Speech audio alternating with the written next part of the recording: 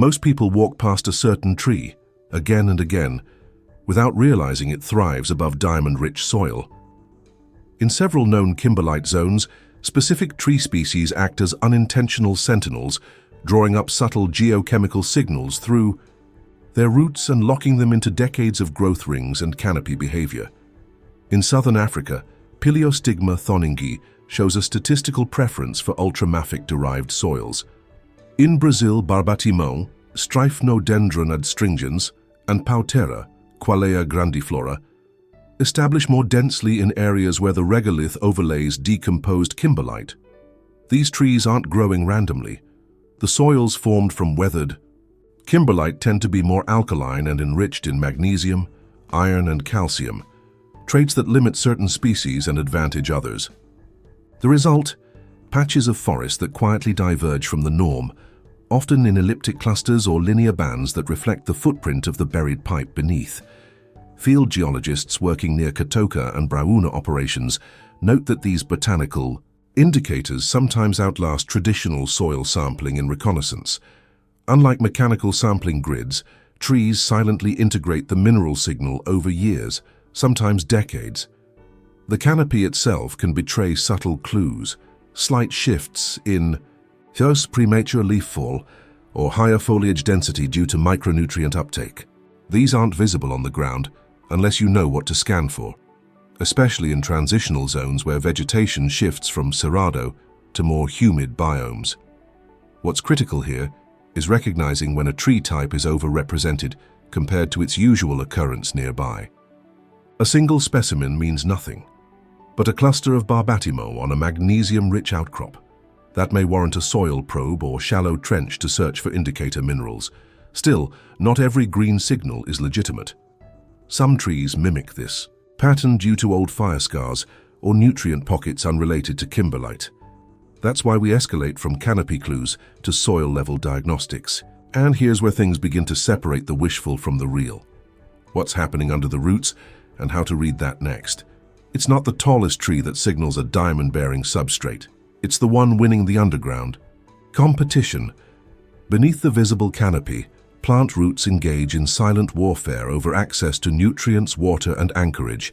In kimberlite-altered terrain, this battle tends to tilt in favor of species adapted to magnesium-rich, low-acidity soils. When a cluster of such trees dominates an area where they're normally subordinate, it's a strong ecological hint that the substrate has been chemically altered by ultramafic rock decay.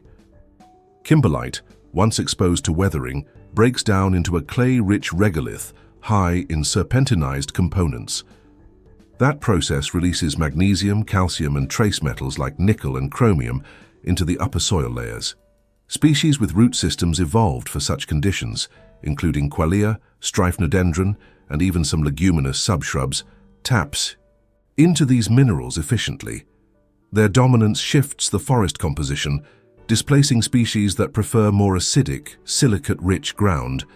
The signal isn't only in what's present, but what's absent. In several surveyed regions of Minas Gerais and northern Goiás, geobotanical mapping shows sharp absences of Cecropia and Vismia in areas where kimberlitic pipes are known to occur, even at shallow depth.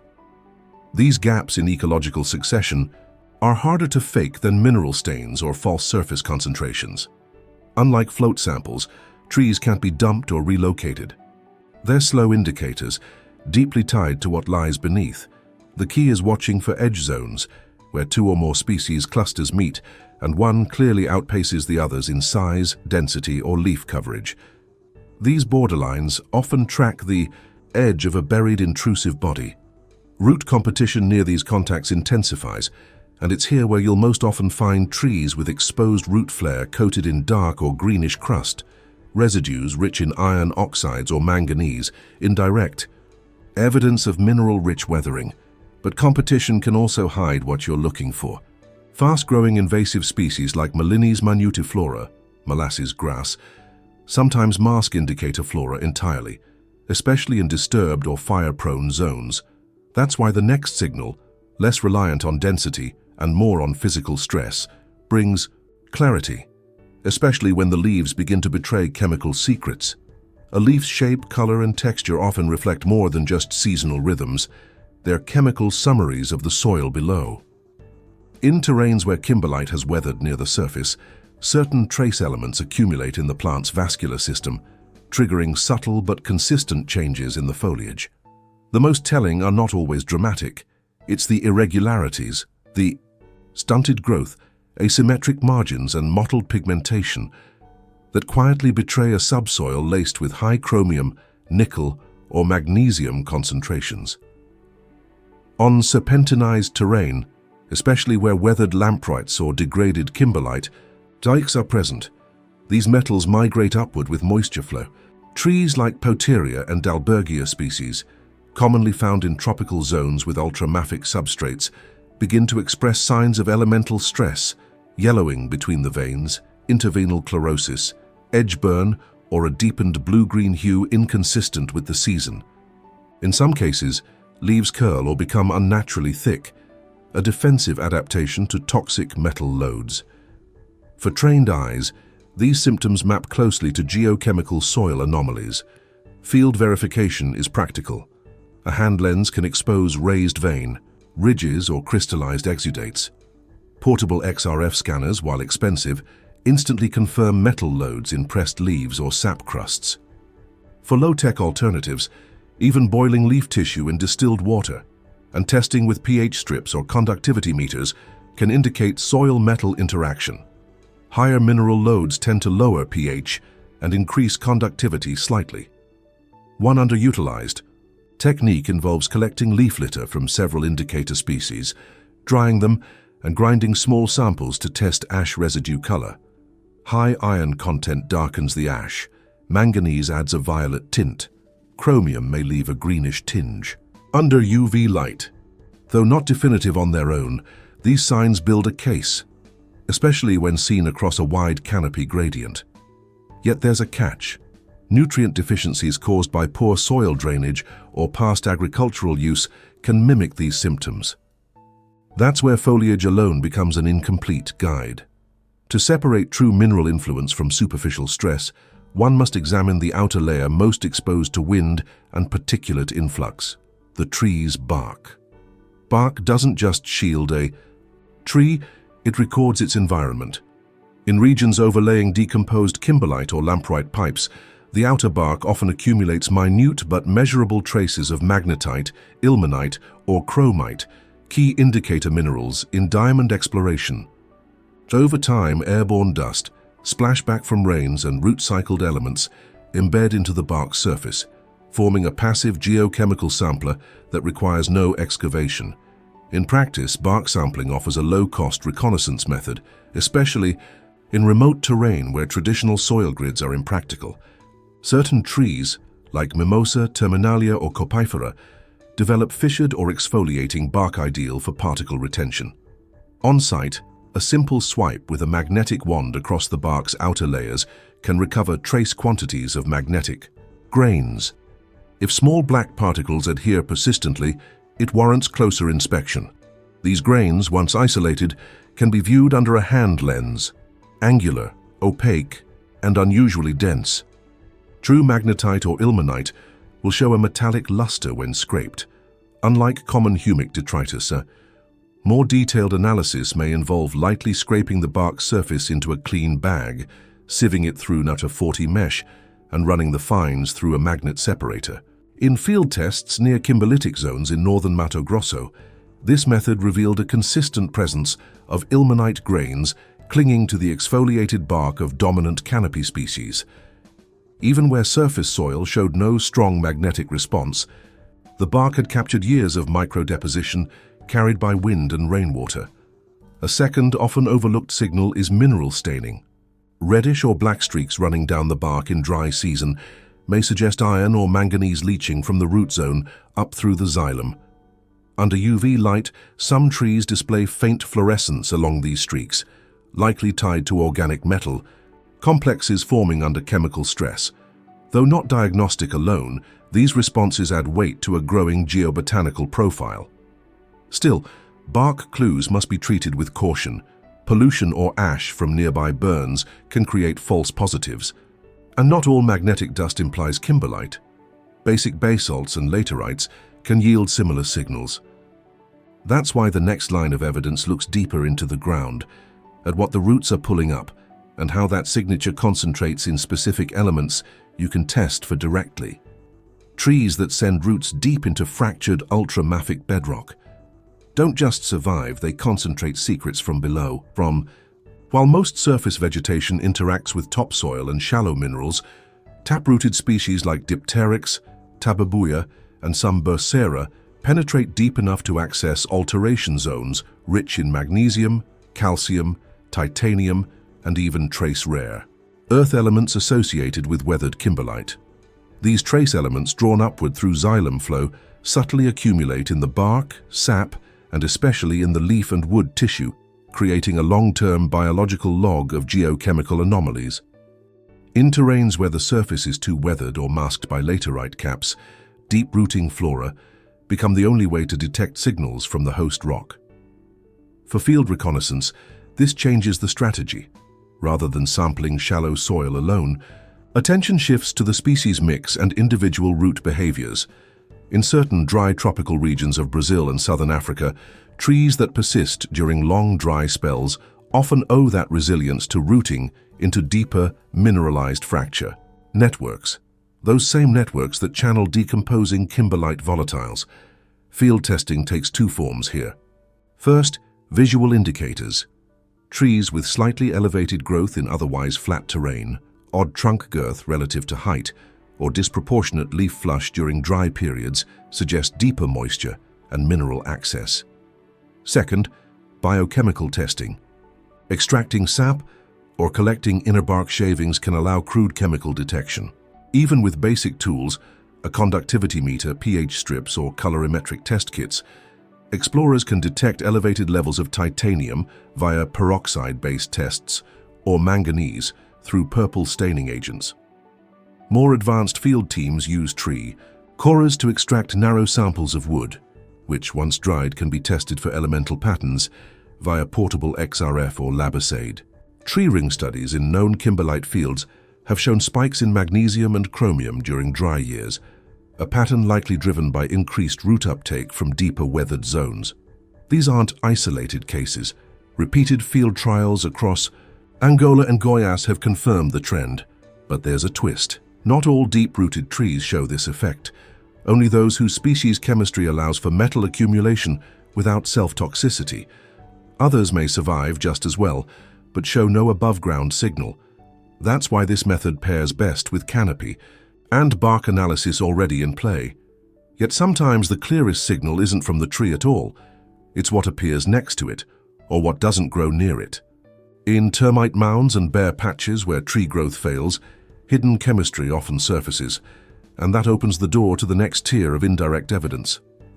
A termite mound might look like nothing more than a dry bump in the landscape, but in kimberlite terrain, it's often a biological assay tower built grain by grain from the subsoil.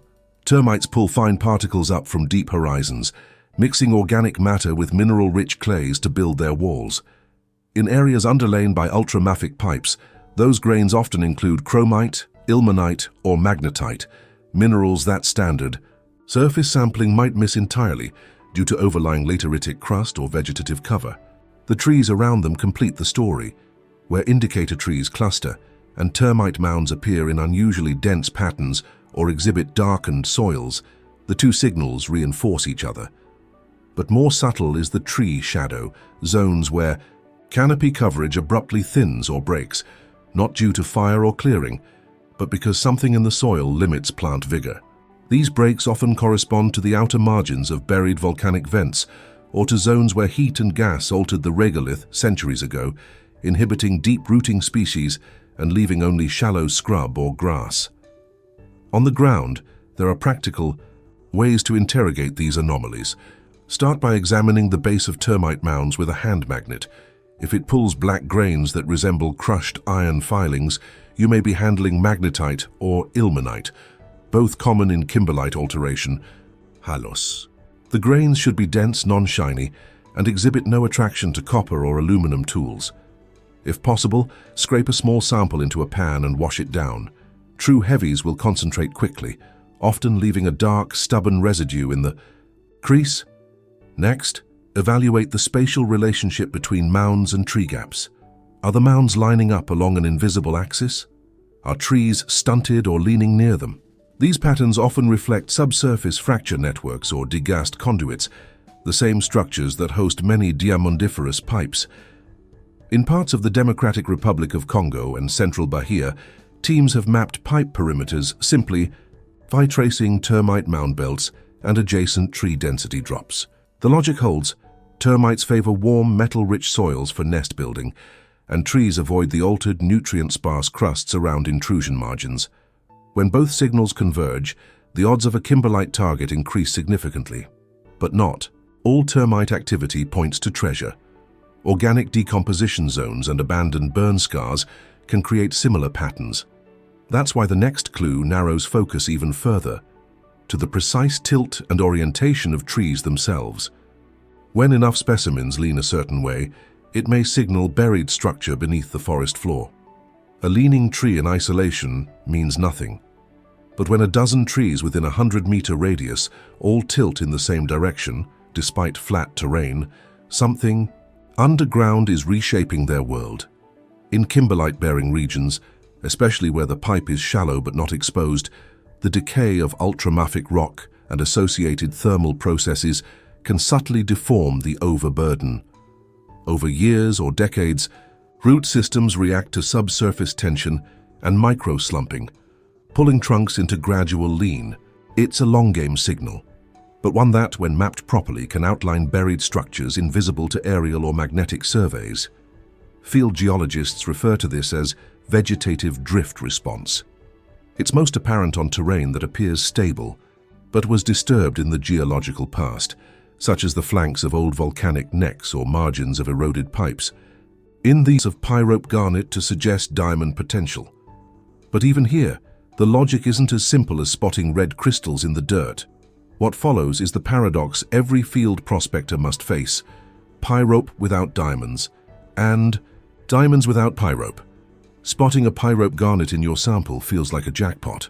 These deep red, magnesium-rich crystals are among the most reliable indicator minerals for diamonds, often hitching a ride to the surface in the same volcanic eruption. 1 to 3.8 to 4.1 GCM3 makes them relatively easy to isolate in pan concentrates or sieved samples using a Mantra 40 mesh. A quick hand magnet test can help sort out magnetite or ilmenite first, leaving garnets behind in the heavies, but appearance alone misleads. Many garnets found in kimberlite-rich terrain are actually almandine or grossular types, not the G9, G10 pyropes associated with diamondiferous pipes. Even among true pyropes, only those with specific chromium and calcium content, typically determined by microprobe or portable Raman spectroscopy, have diagnostic value. In practical terms, that means surface-level pyrope sightings should always trigger follow-up testing, not assumptions. The real problem arises in areas where pyrope is absent, yet diamonds are present. Several productive pipes in Angola and Brazil have yielded commercial stones despite depleted or completely leached indicator suites. Over time, pyrope and other trace indicators can break down in oxidizing conditions or be washed away entirely, leaving only subtle geochemical ghosts in the soil or vegetation. Conversely, some terrains produce pyrope-like garnets from non-kimberlitic ultramafics, leading to false positives. Peridotite lenses, old metamorphic belts, or mafic intrusives can all yield garnets with misleading chemistry. That's why the smartest field teams never base target decisions on garnet alone. Instead, they triangulate, checking for co-occurrence with ilmenite, chromite, and spinel, and backing it with soil chemistry or botanical evidence. One method. Gaining ground involves float sample mapping, logging not just the presence of pyrope, but its concentration gradient across terrain. When plotted correctly, these gradients often trace a tail leading back to a concealed pipe source, helping resolve the paradox into a focused target. But to pursue that target deeper, you need more than minerals. You need terrain logic, the natural flow of water, sediment, and roots that concentrate these signals over time. And that takes us to the most overlooked indicator of all: which trees refuse to die even when the rains are long gone. When most of the forest browns and sheds, certain trees hold their green just a little longer. It's not stubbornness, it's strategy, and often a clue. In diamond-bearing terrain, the weathered surface of kimberlite and lamproite often fractures deeply and retains moisture far into the dry season. Trees that tap into those fracture-fed reserves outlast their neighbors, creating subtle green anomalies in an otherwise stressed landscape. These dry season survivors don't just signal water, they may trace the altered rock halos of buried pipes. In Brazil's Cerrado and African bushveld alike, species like Tabebuia aurea, Stryphnodendron spp, and deep-rooted Copifera are frequently observed retaining leaf mass weeks beyond their surroundings. Field teams walking grid lines report this repeatedly. A sudden green patch among skeletal trunks, usually where kimberlite has decomposed into water-holding smectite clays. These clays form from the alteration of olivine and pyroxene, minerals, rich in magnesium and iron, which also feed the surrounding vegetation with trace nutrients. The trick is distinguishing moisture access from simple topography. Valleys and depressions naturally retain water, but when a green patch persists along a slope or plateau, it may owe its resilience to subsurface structure, not rainfall. In one study conducted near the Lunda Sul kimberlite field, dry season imagery combined with species mapping identified several previously unmapped satellite pipes, all within clusters of green hanging canopy. From the ground, clues compound. In the dry season, scratch the surface beneath persistent green trees. If the soil remains damp beyond 5 centimeters depth and the layer smells of iron or sulfur, it's a sign of ongoing water-mineral interaction. The presence of rounded black sands, or clay nodules with metallic sheen under these trees, points to alteration processes directly linked to kimberlite decay. But again, caution matters. Some green-retaining trees root into old riverbeds or capillary-fed clay lenses that have no diamond potential. That's why the real value lies in cross-referencing. If the green holdout trees align with known indicator minerals, slope anomalies, or termite mound belts, the odds increase sharply. Even more compelling is what's recorded in their trunks. Because if a tree has survived 10 or 20 dry seasons drawing from the same geochemical source, its wood doesn't just show age, it holds a chemical timeline. And that's what the next topic uncovers. The ring-by-ring record of trace elements, locked inside. Inside the cross-section of an old tree lies a timeline of the underground, etched ring by ring in mineral uptake. In terrains overlaying kimberlite or lamproite intrusions, the annual growth rings of deep-rooted trees sometimes register subtle shifts in elemental availability, especially during dry years when surface nutrients are scarce and the roots draw more heavily from fracture-bound reserves. The result is a layered chemical fingerprint that, once interpreted, can reveal decades of interaction with the buried source rock. Field-accessible methods begin with a core sampler. Using an increment borer, field teams extract pencil-thin cores from mature specimens, usually over 20 years old, centered on suspected zones identified by earlier tree, termite, or soil anomalies. These cores are air-dried, sanded, and either sliced into annual segments or scanned continuously for elemental variation using portable XRF devices. In known kimberlite environments, elevated magnesium, calcium, manganese, and occasionally titanium spikes have been observed correlating with drier years. Exactly. When roots would bypass shallow topsoil and draw from deeper mineralized fractures. But even without high-end equipment, visual and structural clues remain. Darkened rings, erratic growth spacing, or ring compression on one side of the core can indicate root warping or chemical stress tied to substrate variation. Trees growing on serpentinized terrain, common near altered kimberlite, often display this asymmetry due to uneven mineral availability or moisture gradients. Repeated across multiple trees on a grid, such patterns can map subsurface structure better than a single trench or soil auger. One of the most telling signals is ring-associated discoloration, especially in hardwood species. A faint greenish or blackening hue in narrow rings may suggest chromium or manganese uptake, common in pipes with weathered peridotitic phases. In rare cases, tree ring labs have even used laser ablation ICP-MS to detect yttrium, zirconium, and other trace elements linked to kimberlite accessory minerals. The strength of this method is its time resolution. Unlike soil samples which reflect a single moment, ring chemistry captures historical consistency.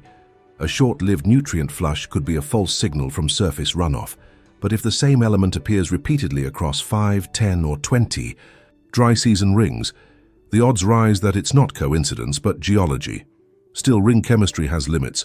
Pollution, ash deposition, or pest stress can skew results. That's why these cores are best seen as confirmation, not first-pass screening. What follows adds even more depth: how fire interacts with metal-rich soils, and how burn scars can amplify or distort the search. Where there's fire, there's exposure, and sometimes revelation. In mineral-rich terrains, seasonal or accidental, burns expose surface soils, scorch bark, and trigger regrowth patterns that quietly betray the chemistry below. In zones above weathered kimberlite, fire-scarred trees often heal differently. Their recovery is slower, their regrowth asymmetrical, and the bark may darken permanently or develop vertical streaks rich in mineral residue. These aren't just scars, they're ecological fingerprints of the subsurface. Fire acts as a reset button in savanna and cerrado ecosystems, stripping away litter and canopy clutter. What remains is raw interaction between root systems, subsoil chemistry, and ash redistribution. In altered ultramafic terrains, post-burn soil layers often reveal hematite crusts, manganese oxides, or magnetite grains that otherwise remain hidden. Beneath vegetation, some trees, especially Qualia, Stryphnodendron, and Pouteria species, develop noticeable bark thickening or exudate lines after such burns, particularly where the root zone interacts with high metal concentrations. In the field, timing is everything. Immediately after a dry season burn, a sharp-eyed prospector can scan tree bases and soil around the trunks for blackened crusts or glossy charcoal-like nodules. These aren't ordinary carbon. When tapped with a metal tool, they may feel heavier or smear with a metallic sheen. Under a hand lens, grains of ilmenite or chromite may be visible embedded in the ash layer, especially where runoff patterns concentrate the fine material. Some burns produce bleached zones, patches where vegetation fails to return months later. These often align with deeper alteration zones or gas-affected margins of buried pipes. The chemical stress left behind suppresses seed germination or root regrowth, effectively outlining zones of interest without a shovel. But more subtle is how the trees themselves respond in the years that follow. Bark regrowth over scars in mineral-stressed zones tends to be fibrous, brittle, or oddly colored. In some hardwoods, regrown bark exudes sap-tinted green or brown due to metal complexes leaching upward. In known kimberlite overlays in Angola and Mato Grosso, this pattern has been used to predict alteration halos extending 20-50 meters beyond mapped pipe margins. False signals, however, abound. Ash from grass fires or fuel spills can mimic mineral stains. That's why fire evidence must be read in the context of pre-existing indicators, tree type, termite proximity, and mineral finds. When layered together, they sharpen the picture. Next comes an even finer filter, one visible from just a few meters away. Leaves again take the stage, but this time not by shape or persistence, but by color zoning that reflects underlying chemical competition. A healthy leaf tells one story. A mottled leaf tells many. In terrains influenced by weathered kimberlite or lamproite pipes, leaf coloration often forms uneven patterns, chlorosis between veins, purpling along edges, or patchy yellowing not aligned with season or species. Behavior. These zones of pigment disruption aren't random. They correspond to mineral-induced nutrient imbalances triggered by the subsoil's geochemical fingerprint. The underlying process starts with soil alteration. As kimberlite breaks down, it releases magnesium, calcium, and iron, often in excess. While these nutrients can benefit plant growth, their uneven distribution, especially when intersected by fracture zones or moisture channels, creates localized zones of chemical stress. Trees drawing from these patches show inconsistent uptake, reflected in their foliage as color zoning. Field identification hinges on comparison. A prospector walking a grid should examine the same species in different parts of the terrain. If one cluster of Copifera shows deep green leaves and another, just 50 meters away, shows pale or splotchy ones under identical light and slope conditions, that discrepancy may map to a buried intrusion. Key signs include intervenal yellowing, indicative of magnesium or iron imbalance, reddening or purple margins, possible phosphorus lockout, or grayish film over leaf surfaces, sometimes linked to mineral dust accumulation. A simple field test uses portable pH and conductivity meters in leaf sap, extracted by crushing fresh leaves in distilled water. Elevated conductivity or slightly acidic pH often correlates with mineral-rich soils, especially in areas where ilmenite or chromite residues influence root zone chemistry. Some field teams also collect leaves for dry ash tests, burning them, and analyzing ash color, where dark residues hint at metal uptake. Seasonality matters. In early dry season, nutrient stress becomes more visible as shallow moisture wanes and trees tap deeper reserves. This is when color zoning intensifies, making it the best window for reconnaissance. Some indicator species have narrow tolerances. Their chlorotic patterns only emerge in the presence of excess manganese or chromium.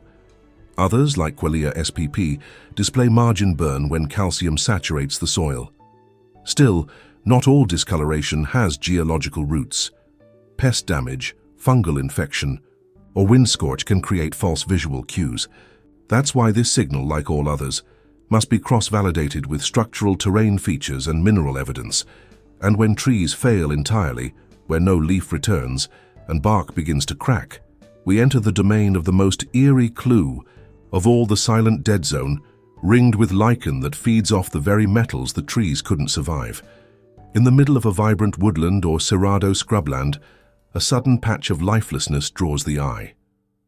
No canopy, no understory, just cracked trunks, bare soil, and a carpet of lichens or mosses clinging to bark and rock. These dead zones often evoke questions of fire or disease, but in known diamondiferous regions, they align too frequently, with buried ultramafic structures to ignore. The lichen fields, in particular, tell a different story. They thrive precisely where trees cannot, on chemically stressed metal-laden soil. The mechanism is rooted in geochemistry. As kimberlite or lamproite decomposes, it can create a halo of high pH, low phosphate, magnesium, and iron-rich conditions. Trees, especially shallow-rooted species, struggle or die off entirely in these zones, but lichens, which draw nutrients directly from the air and surface substrate, exploit this chemical window. Their dominance becomes a kind of proxy for geochemical hostility, a signal that the regolith has been altered at depth. In fieldwork near the Ekati field in Canada and several Brazilian intrusions, explorers have documented lichen blooms on bare rock, where trees form a ring but refuse to grow within. These circles, often 10–50 meters in diameter, correspond to the degassed top of eroded pipes or vent zones.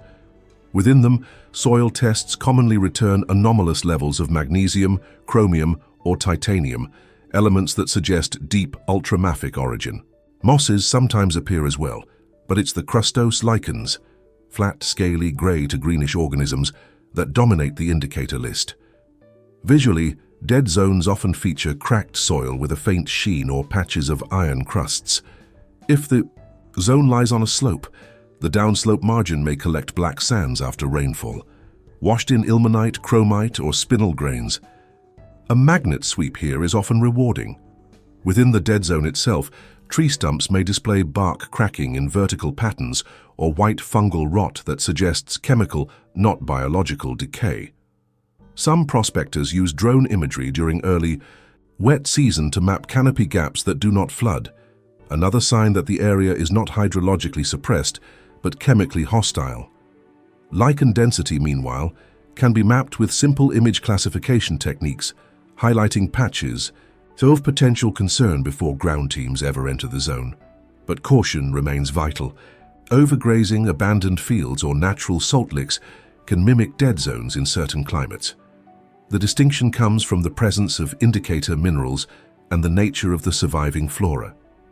If lichen dominates and magnetite-rich sands are nearby, the anomaly warrants testing, and sometimes the clearest sign is not in the death around the stump, but in what regrows. Coppice shoots, the rebirth of a tree from its own stump, react very differently when the ground below has been altered by something more than time.